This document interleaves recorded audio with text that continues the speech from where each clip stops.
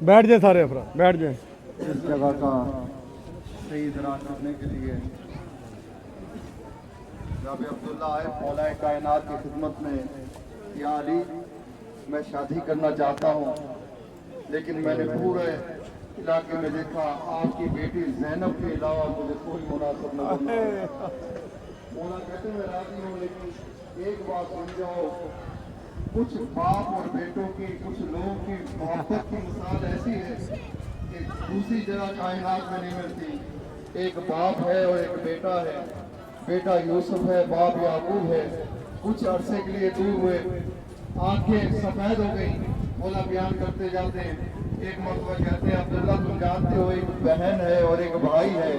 بہن زینب ہے اور بھائی حسین ہے.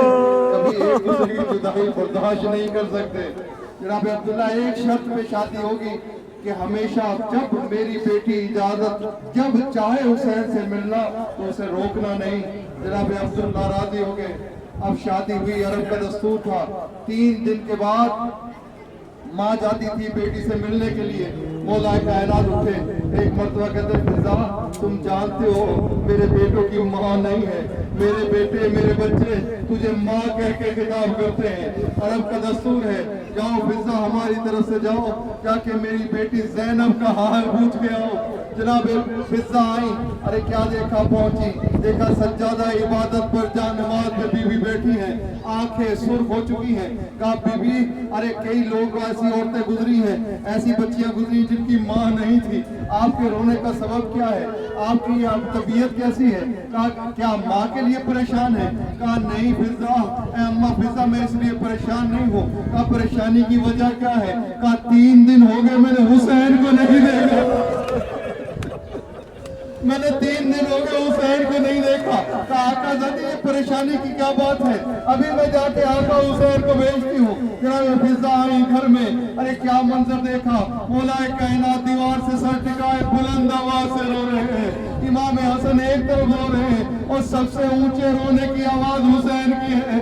وہی میں ایک مرتبہ جناب فضا کہتی ہیں آقا میں تو صحیح اور سالم چھوڑ کے گئی تھی یہ رونے کا سبب کیا ہے؟ کہا فضا تم بتاؤ تم ملائی میری بیٹی سے. جناب فضا نے تمام واقعہ بیان کیا.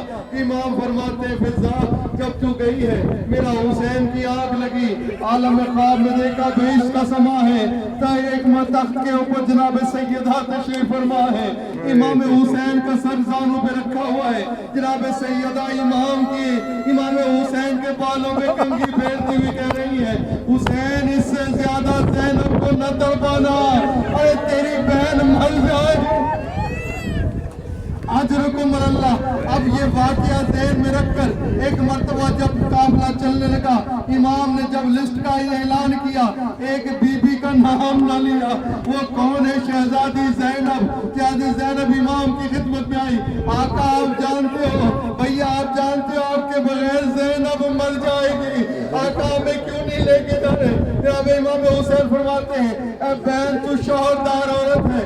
جب تک تیرا شوہر اجازت نہیں دے گا تب تک تمہارے ساتھ نہیں آ سکتی. جناب زینب نے سر پہ چادر اوڑھی آئی جناب عبداللہ کے گھر میں آ کے جوڑی پہ بیٹھ جاتی ہے. رونا شروع کر دیا.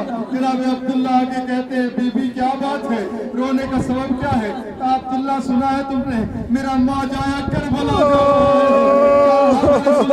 میرا ماں جایا کہتا جب تک تیرا شوہر اجازت نہیں دے گا ارے تم نہیں جا سکتی. اے عبداللہ اگر اجازت دے نہ دی میں نہیں جاؤں گی لیکن یاد رکھنا عبداللہ اگر زینب نہ گئی 1-2 دن سے زیادہ زینب زندہ بھی نہیں رہی. اجرکم اللہ. اب انہی واقعات کو ذہن میں رکھ کر اب اندازہ کیجئے گا جو پرانے دور میں آئے ہیں انہوں نے دیکھا اس کھڑکی سے اس جگہ سے قتل کا آثار نظر آتی ہے. اللہ جانے اس بہن نے ارے کس طرح سے وہ منظر دیکھا ہوگا. میں کہوں گا مردوں میں گنجائش نہیں ہے اس لیے ملتا ہے جب مدینے یہ قافلہ پہنچا ہے جناب زینب نانا کے روزے میں پہنچی. میں حسین کی تسلیت دینے آئی ہوں. آگے بڑی خون آلود کرتا قبر رسول پہ ڈال دیا. قبر رسول میں زلزلہ آنا شروع ہو گیا. ایک مرتبہ رو کے کہتی ہے نانا ایک کرتا برداشت نہ کر سکے زینب 70 قدم